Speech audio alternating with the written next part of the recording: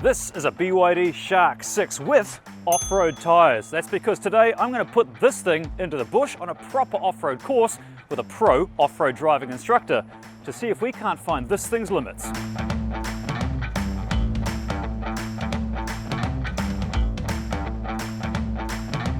I'm just down the road from the off-road course, which gives me just a few seconds to tell you some tech specs about this BYD plug-in hybrid ute and what theoretically, at least on paper, makes it better than the average ute. First of all, although it's a plug-in hybrid, it predominantly operates like an electric vehicle because it's got two electric motors, one driving the front wheels, one driving the back wheels, no drive shaft in the middle.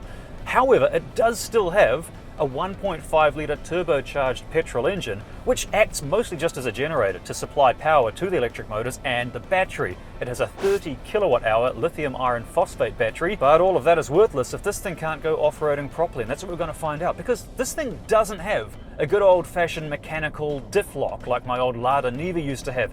Nor does it have a mechanical high-low ratio. It used to have a gear knob to actually change the high-low ratio. This doesn't have it. This relies on software to do all the stuff that the mechanical aids used to do, which does make me wonder if it's going to be okay, because as you'll remember, if you saw the video, I already took one of these, the pre-production version, for a romp through the swamp, and I got it stuck a lot. There were a couple of problems. First of all, the meat bag behind the steering wheel is not a trained off-roadologist, as you're going to find out today. Also, it had some bugs in the software, which BYD were aware of and they warned me of when I picked up the vehicle. So let's see if they've got all the bugs ironed out. Let's see if this thing's as capable as people say it is. All right, this is Simmo. He is a driving instructor specializing in off-road training, right? That's right. Yeah, we do obviously all the utes and side-by-sides, quads, all that sort of, all the good stuff, all the fun stuff. All right, so what are we in for today? So really today, Gav, I just want to take you out and just run through some of the basic skills, and also show you this is a really capable vehicle. Like I said, we've had it off-road and did a bit of testing in it, and I've just been blown away. Well, that's interesting, because YouTube comments have, they've all pontificated how terrible this vehicle's going to be. So it turns out it may be some falsification. Yeah, well, that was the main reason I got one to drive, was because some of our customers were just popping on the skate here, mate, running these vehicles now, and I was thinking, geez, I'm going to have to change what we train, how we train, and all that, all that stuff. Right. But no, I tell you, it's been absolute magic. So. Now, I noticed before we started, you let the tyres down. Now, assuming that I'm not a pro off-roader, what does that do? So we're running mid-terrain tyres on this machine, but they were running at 42 PSI, as you saw. So at 42 PSI, that's a good on-road pressure, because remember, the vehicle's around 2.7 tonne.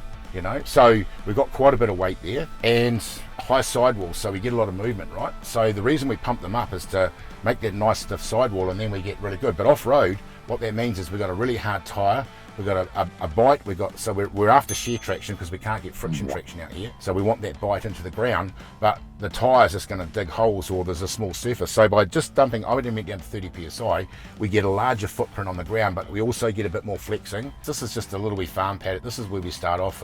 We call this the nursery. Nursery, okay. Right? Okay. So just where we can get happy and understand a few things. There's no low range in this vehicle, but mountain mode is absolutely stunning. So like snow, mud, and you'll sand. see, you get your picture of the mountain coming up when you get to it. That's it. Awesome. Mountain mode, all right. So the other thing that we've got is we have our hill descent control, okay, which is up here. Right. So we're going to pop that in, okay, and you'll see you get a little light come on your dash. Oh, yep, I see it. See there, the green light. And what that means is, as we go down this hill, we're not going to have to touch the brake. It's really important we set the speed, because it will speed up and slow down being variable. So we use a bit of brake as we creep over, and then we just come off everything. Does it set the speed? Because it used to be set to, I think, 8 k's an hour? 8 k an hour in the Toyota product, but remember, that's DAC. This is a hill descent control. This is variable now. Yeah, just sort of drive into the edge there. There's orange markers. Remember, it's quite a big vehicle, so it's just getting used to that. We've got some really good cameras if we need them as well.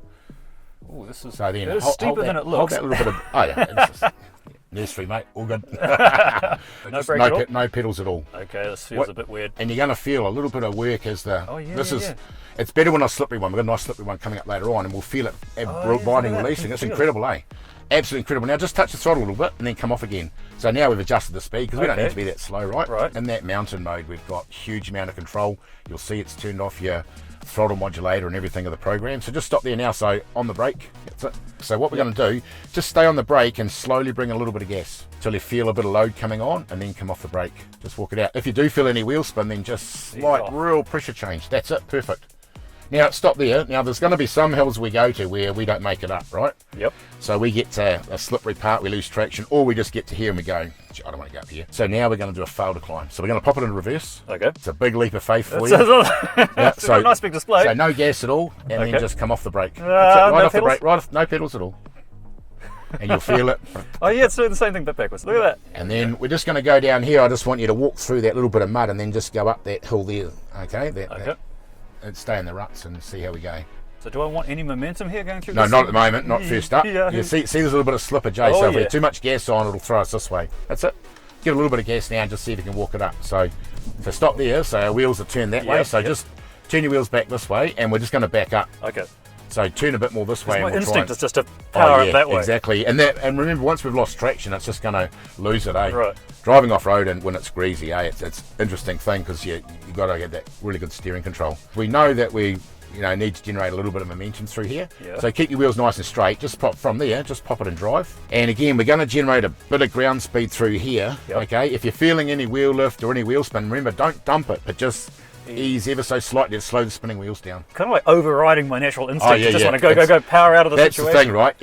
Everything off road is different to what we do on road. All right, now I'm going to impress you with my abilities Bit here. of gas, a bit of gas bit. as you go through. That's it. Yeah, awesome. That's it. Nice.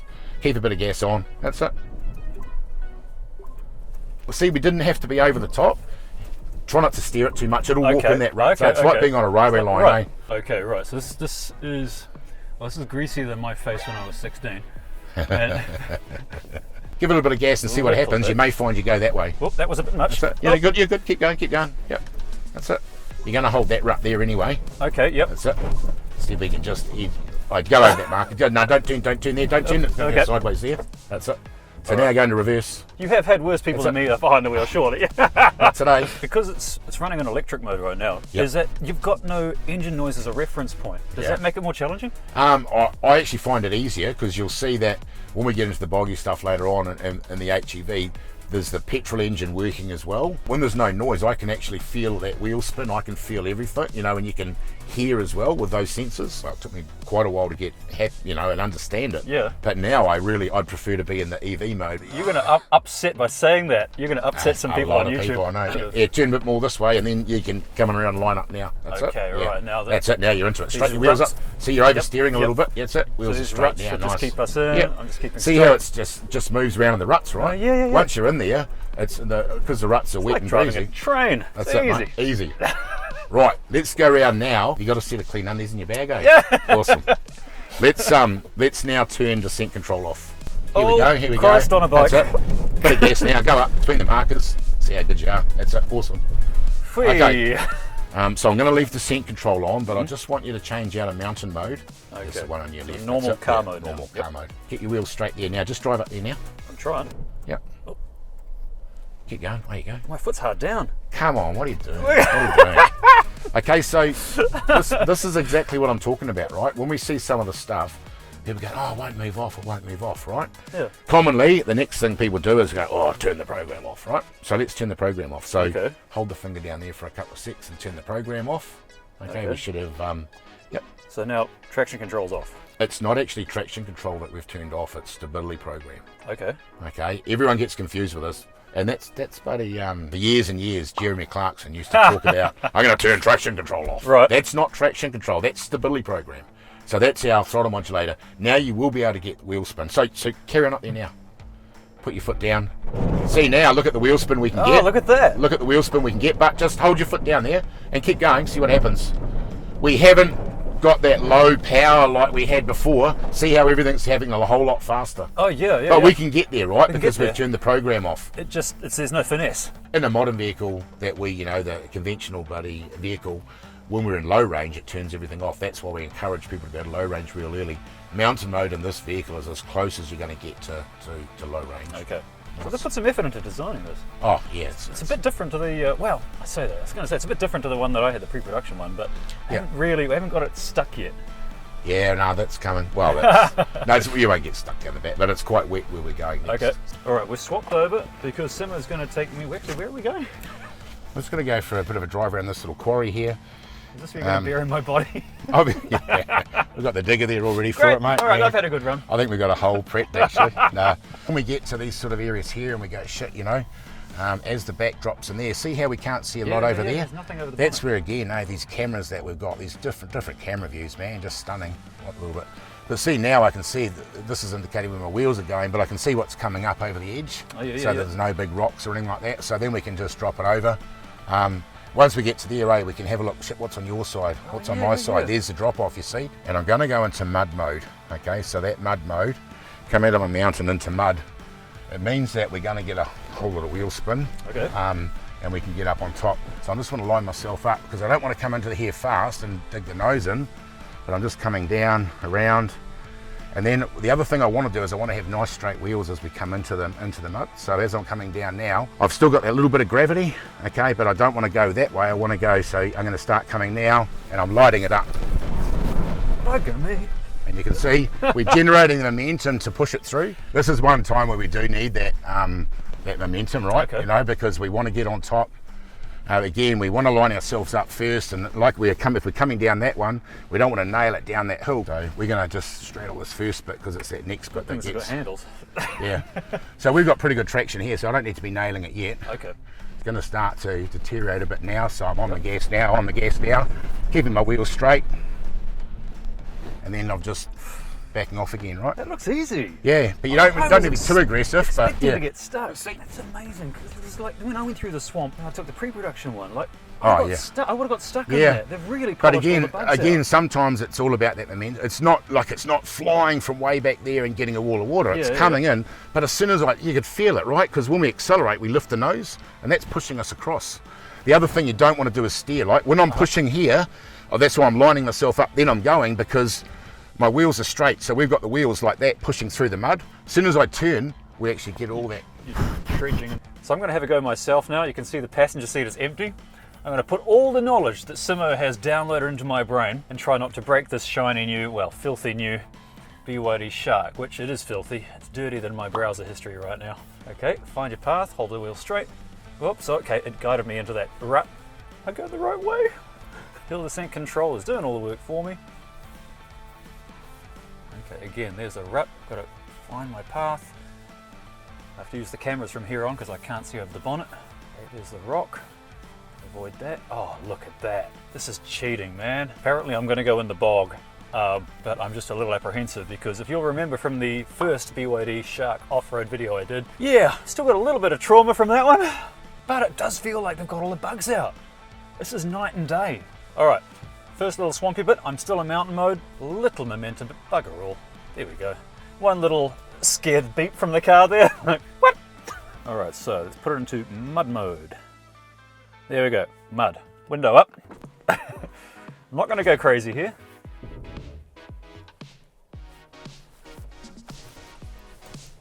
Whoop. Oh, that was easy. All right, here's the big challenge. I'm going to not do binary on off with the accelerator. I'm going to give it a bit of power, use some finesse, ease off gently, not just pull the pedal right back. It's, yeah, I'll get it with training, I'm sure. Okay, so my magic driving fingers. Okay, he's got a winch. Okay, a little bit of speed, and then. Oh, that wasn't too bad. Jesus, mate, How was that that? truck's making you look good. I'll take that. All right, that was a bit of fun. We're on our way to another little challenge now. This has just done everything we've thrown at it. It hasn't needed high-low ratio. It hasn't needed the diff lock. It's done everything in most normal off-roading situations that the average Kiwi would find themselves in a farm. It's done it all effortlessly.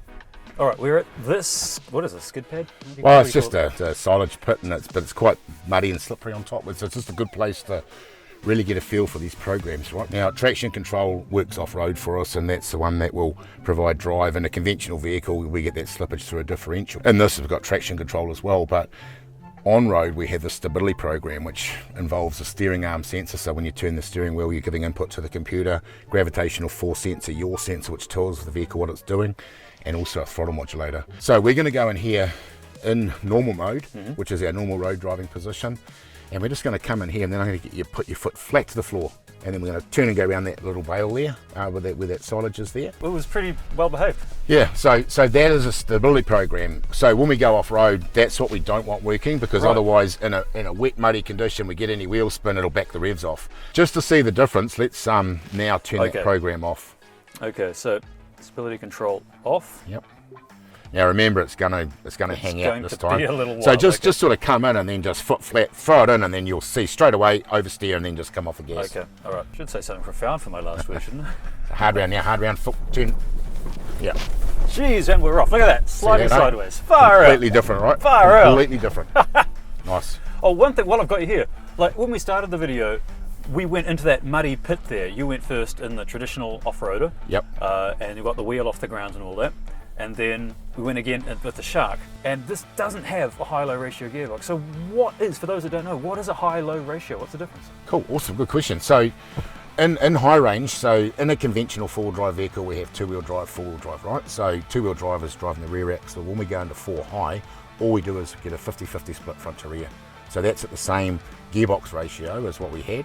And then it's going out through a differential. Remember, these don't have differentials either, okay? And at that differential, we get a final drive gearing, so about 3.9 to 1 roughly. So what that means is that in my normal road, I've got a much higher gearing, right? And now when we go off-road, we want to multiply that gearing to get the best low-down power and torque, and also the best engine braking effect. So by going to low range, effectively first gear in high range in most vehicles will be equivalent to about third gear in low range. So that's how much multiplication of the gearing we get, right, for our control. The other thing that we find, and it's really important in the modern vehicles, as soon as we go into low range in any of the modern utes out there, we turn the stability program off. We're in the gravitational force sensor, the yaw sensor, steering arm sensor, throttle modulator, so we can get control of the vehicle. Because if all that stuff's working, as you saw, you know, this is awesome, eh? If we're on a gravel road and we, and we slide, it's going to take us to where we're steering, right? Yeah. But it's no good out here where, you know, it feels slippage, it backs the revs off. So we don't want that working out here. So that's why in all the modern vehicles we go to low range. We can turn it off in all the modern vehicles, but every time you turn the vehicle off, you've got to turn it back on again, just like you're doing here. Because remember, we're turning a safety program off. So when we start the vehicle up, it always defaults back to on. Right, and there you have it. So this has been a fun off-roading experience. Honestly, it's changed my opinion on the car, because I had the pre-production one, and I think a lot of people saw that and thought, oh, okay, so this thing can't actually go off-road, but that was a car full of bugs. Looks like they've got all the bugs out. To be brutally honest, when you first got this, did you think it was going to be this decent off-road? Oh, the reason I got it was I was thinking that, yeah, this is not going to do anything. You know, what do we need to change so we can train in this, you know, if our clients are getting them. But when I had it off-road, you know, and just got happy with those different modes, as you've seen, the importance of the correct mode is just, you know, it's just unbelievable what it can do. So there you have it. You heard it from an actual trained professional off-roadologist who knows what he's talking about. This thing's all right? Good. Yeah, it goes real good. It's really surprised me. All right, well, that's good enough for me. I don't know what I'm doing. He said it.